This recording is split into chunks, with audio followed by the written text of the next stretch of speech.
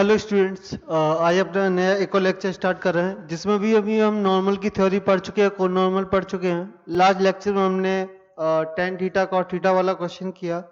चलो आज के लेक्चर में जो हमारा मेन फोकस है वो है कॉमन टेंजेंट के ऊपर। ठीक है, इस लेक्चर में जो हम मेनली क्वेश्चन ले रहे हैं स्टार्टिंग में, तो मैंने आपके आगे 4 क्वेश्चन लिखे हैं। चारों क्वेश्चनों में एक ही कंसेप्ट है, कॉमन टेंजेंट। इसमें भी मैं बता देता हूँ, ये पहला पैराबोला के बीच में, ये भी पैराबोला के बीच में, ये सर्किल और पैराबोला के बीच में, और ये सर्किल और हाइपरबोला के बीच में। ठीक है, तो इनके बीच कॉमन टेंजेंट हम कैसे निकालते हैं, ये बहुत इंपॉर्टेंट है। जेईई मेंस के लिए कभी कभार आ जाता है कि दो कर्व दे दिए, बोला गया इनकी कॉमन टेंजेंट निकालो, तो कितना आसान तरीका है वो भी मैं आपको बताऊंगा।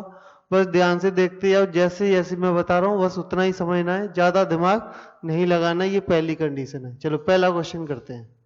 पहले में क्या है, पहले में एक तो पैराबोला है और दूसरे में क्या है, दूसरा है हाइपरबोला। ठीक है, तो करने का तरीका क्या है मैं बता देता हूं।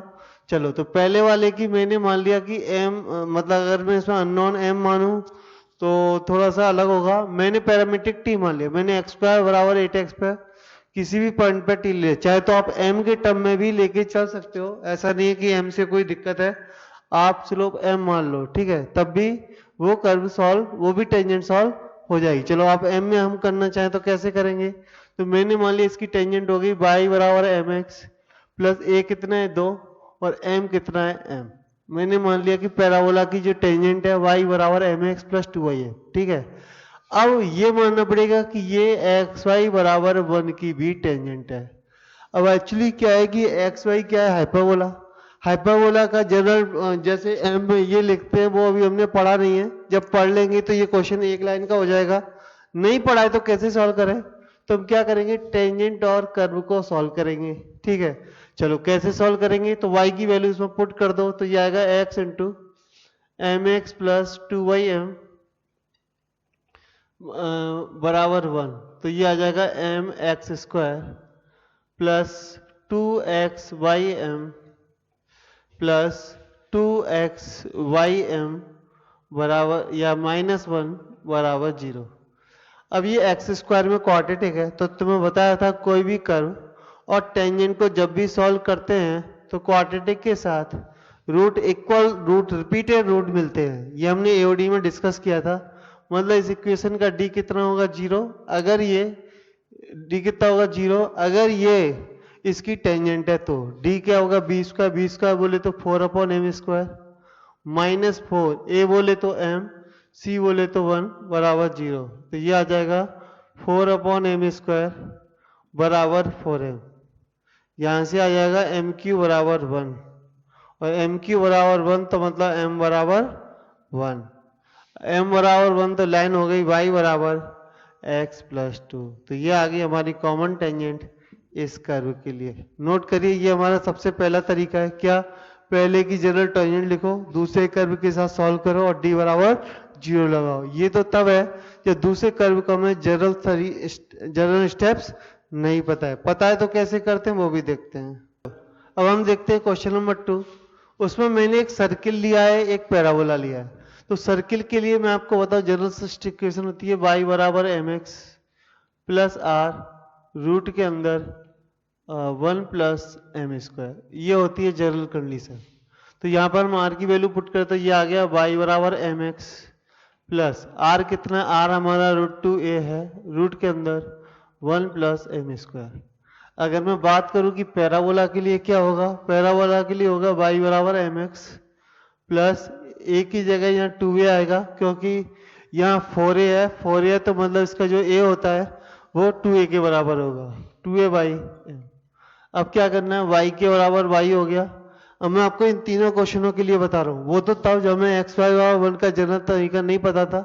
अगर जो दो कर्वों के बीच हमें कॉमन टेंजेंट निकालनी है, दोनों को हमें ये जनरल तरीका पता है, तो क्या करने का, दोनों के c को इक्वल कर देने का। तो अब क्या करने का, √2a रूट के अंदर 1 प्लस m² बराबर 2a/m बराबर 2a/m।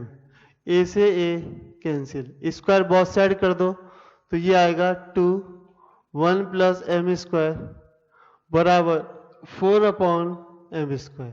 इसे सॉल्व कर लेना, m की जो भी वैल्यू आए उसे ऊपर पुट कर देना, आपका आंसर आ जाएगा। इसे सॉल्व करना तुम्हारा काम है, मेरे बस की बात नहीं है इसे सॉल्व करना, मैं पहले बता रहा हूँ, ठीक है। चलो अब इन दोनों में देखते हैं। तो आपको पता है इसके लिए जनरल इक्वेशन होगी y बराबर एम एक्स प्लस ए इसका कितना 8, तो 8/m, ये आप लिखना सीखना पड़ेगा। ये एक्स स्क्वायर बराबर वाला है, तो एक्स स्क्वायर बराबर वाले के लिए होता है माइनस के ए एम स्क्वायर। इसके अगर मैं ए निकालने की बात करूं तो इसका ए आएगा 27 एम स्क्वायर के बराबर। क्या करना है, दोनों के सी को इक्वेट कर देना है। जब भी हम दोनों इक्वेशनों का अगर हम जनरल टर्म लिख पा रहे हैं टेंजेंट का, तो दोनों के सी को इक्वल लगा देना है। नहीं लिख पा रहे हैं तो इस वाली इक्वेशन को इसके साथ सॉल्व करो, d बराबर 0 लगाओ, आंसर आ जाएगा। तो दोनों तरीके मैंने आपके साथ डिस्कस कर दिए। तो यहाँ पर क्या होगा, यहाँ आएगा 8/m बराबर -27 एम स्क्वायर। तो यहाँ पर हो जाएगा एम क्यू बराबर माइनस के 8/27, तो m बराबर आएगा माइनस के 2/3, m बराबर आएगा माइनस के 2/3। इसे यहाँ पर रख दो, आपको कॉमन टेंजेंट मिल जाएगी। मतलब y बराबर -2/3x प्लस की 8 की जगह माइनस हो जाएगा और 12 हो जाएगा। चाहे तो 2/3 आप यहाँ रख के देख लो, उतना ही निकल के आएगा, ऐसा नहीं है कि कुछ और निकल के आए। चलो अब ये दो कर्व हैं, दोनों ही वाई स्क्वायर वाली डिजाइन की है। इनका कैसे करें सर, बहुत बढ़िया। इसके लिए लिखो y बराबर mx प्लस a कितना इसका 1, तो ये आएगा 1/m। इसके लिए टेंजेंट आएगी y बराबर m, लेकिन x की जगह यहाँ पर x माइनस आएगा। प्लीज रिमेंबर x की जगह कितना आएगा x माइनस, प्लस a कितना इसका 5/m, ठीक है। आगे देखते हैं, आगे सॉल्व कर, इसका c कितना है 1/m, लेकिन इसका c बन रहा है -m प्लस 5/m। इसका c कितना है -m प्लस 5/m। तो ये हो जाएगा कितना, m बराबर, प्लीज m बराबर 4/m। तो इसका बनेगा m स्क्वायर बराबर 4। तो इसकी दो कॉमन टेंजेंट पॉसिबल है। तो इसका मतलब ये हुआ है कि दोनों पैराबोला में दो कॉमन टेंजेंट पॉसिबल है, एक जिसकी स्लोप 2 है, दो जिसकी स्लोप -2 है। क्लियर है बात, भेजे में जा रही है, भेजे में जा रही है तो अच्छी बात है, नहीं जा रही है तो और अच्छी बात है। यहाँ से भी m की वैल्यू जो है 2 आएंगी, यहाँ से भी m की वैल्यू 2 आएंगी। तो याद रखो पैराबोला और सर्किल में मैक्सिमम 2 टेंजेंट कॉमन हो सकती हैं। क्यों,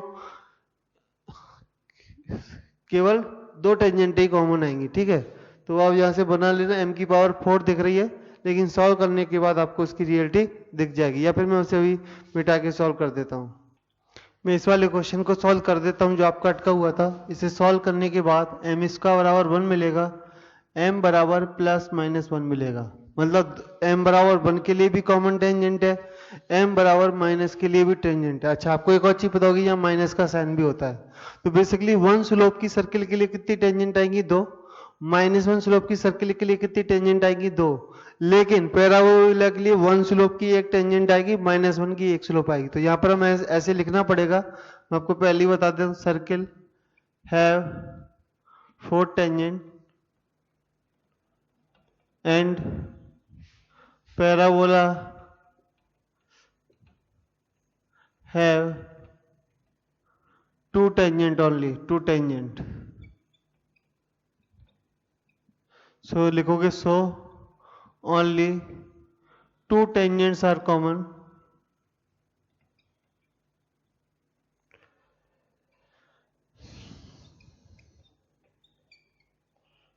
ठीक है, अदर 2 आर नॉट कॉमन। ये ऊपर वाले क्वेश्चन को और डिटेल में मैंने बता दिया है, अच्छे से कर लो।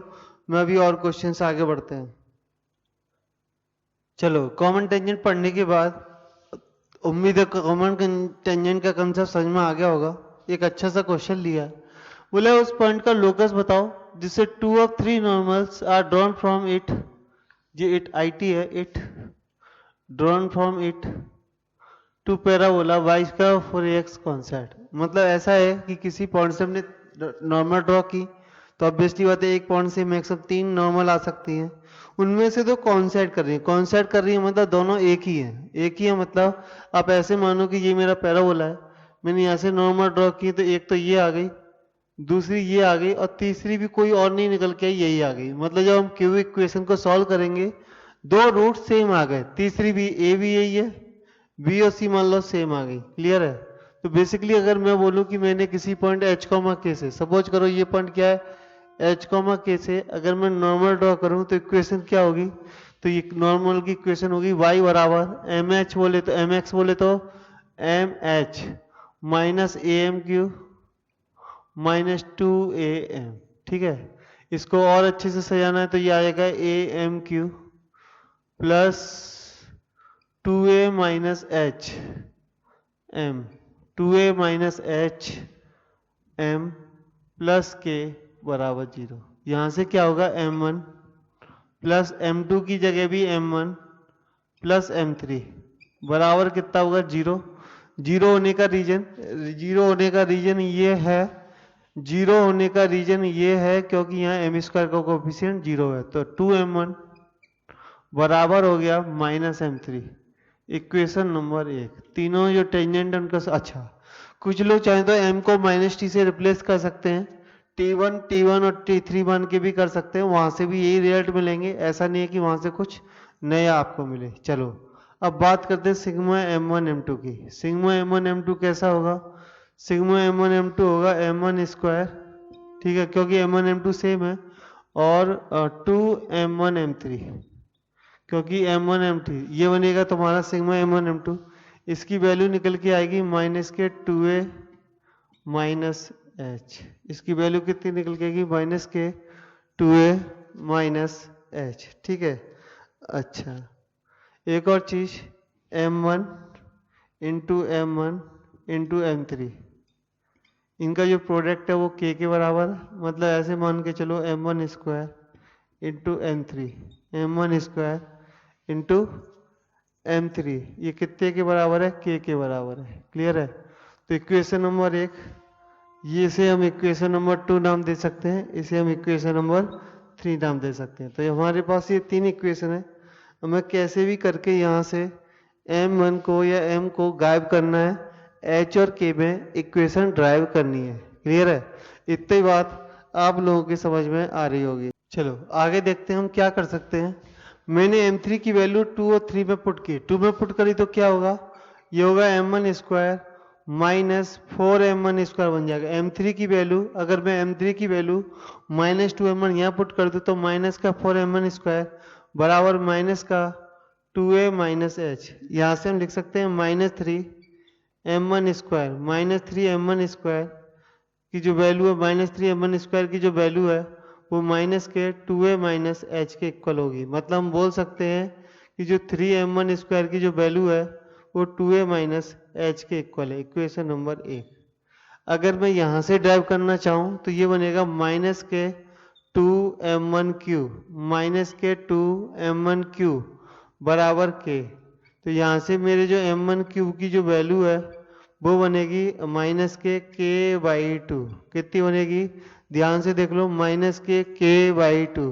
इसका दोनों तरफ स्क्वायर करेंगे तो m1 की पावर 6, ये मिलेगा मुझे के स्क्वायर बाई 4, और यहाँ से मैं क्यूब कर दूं तो बराबर मिलेगा 27। सॉरी ठीक है, एक तो ये वैल्यू ये आ गई, दूसरा इसका मैं दोनों साइड क्यूब करूं तो ये बनेगा 27 m16 बराबर 2a माइनस एच का होल क्यूब। दोनों से अगर मैं इक्वेट कर दूं तो आंसर आएगा के स्क्वायर बाई 4 बराबर 2a माइनस एच का होल क्यूब डिवाइड बाई 27। तो यही मेरा लोकस है, बस करना क्या है, 27 का मल्टीप्लाई इधर, 4 का मल्टीप्लाई इधर। जो अभी यही में क्वेश्चन आया तो आंसर था, मैं इसका आंसर आपको पढ़ के बता देता हूँ। 4x माइनस 2a का होल क्यूब, यही आ रहा है, यस, बराबर 27 वाई स्क्वायर, ये इसका आंसर आ जाएगा। इसे समझ लो, मैं बाकी के और क्वेश्चन लेता हूँ। चलो इस क्वेश्चन को समझते हैं। ये क्वेश्चन बेसिकली कॉमन नॉर्मल का है, तो चाहे कॉमन टेंजेंट हो या कॉमन नॉर्मल, तरीका यही है। जैसे पहला बोला है y इसका बराबर 4ax, तो इसकी जो टेंजेंट नॉर्मल आएगी y की, y बराबर mx minus A M Q minus 2am। दूसरे जैसे कॉमन टेंजेंट का क्वेश्चन है, कॉमन नॉर्मल का यही करना है। दूसरे वाले की कॉमन नॉर्मल आएगी y बराबर mx, यहाँ पर जो a का काम है वो c कर रहा है तो माइनस सी एम क्यू, लेकिन प्रॉब्लम ये है कि यहाँ x की जगह एक्स माइनस बी आएगा, सॉरी यहाँ गलती ये है कि ये सी नहीं है, ये बी है। यहाँ आएगा y बराबर M X minus B, please समझिए, X minus B minus C M Q minus 2am। मैंने मान लिया कि ये m दोनों तरफ m क्यों लिया है, क्योंकि मैं कॉमन नॉर्मल की बात कर रहा हूँ, ठीक है। तो ऑब्वियसली बात है, इसका जो c है वो कितना, इसका c है ए एम क्यू माइनस 2am। इसका c ध्यान से देखना, यहाँ से आएगा माइनस का एम बी माइनस का सी एम क्यू और माइनस का यहाँ भी सी आएगा 2cm। प्लीज समझने का ट्राई करिए। चलो आगे देखते हैं अब क्या कर सकते हैं। तो जो एम क्यू उनको इधर ले आओ तो ये हो जाएगा C minus A M Q. Please समझने का ट्राई करो। तो ये हो जाएगा C minus A M Q, ठीक है, C minus A M Q बराबर, बाकी में से m कॉमन ले लो तो 2a minus B minus 2c, ये ऐसा बचेगा। तो एक m अगर कैंसिल कर दूं, जो m मैं कैंसिल कर रहा हूं मतलब m जीरो वाली को कैंसिल कर रहा हूं, ठीक है। या फिर ऐसे बोलो कि मैंने एक m सीधा यहाँ कॉमन ले लिया, तो ये बचेगा c minus A M square minus 2a minus B minus 2c, ये इसके फैक्टर आ जाएंगे। एक तो इसकी जो कॉमन नॉर्मल है वो तब आ सकती है जब m बराबर जीरो। m बराबर जीरो का मतलब है उस पैराबोला की एक्सिस, दोनों की एक्स एक्सिस, m बराबर जीरो का मतलब क्या है, एक्स एक्सिस मतलब इन दोनों पैराबोलाओं की एक्सिस। तो उन्होंने बोला है कि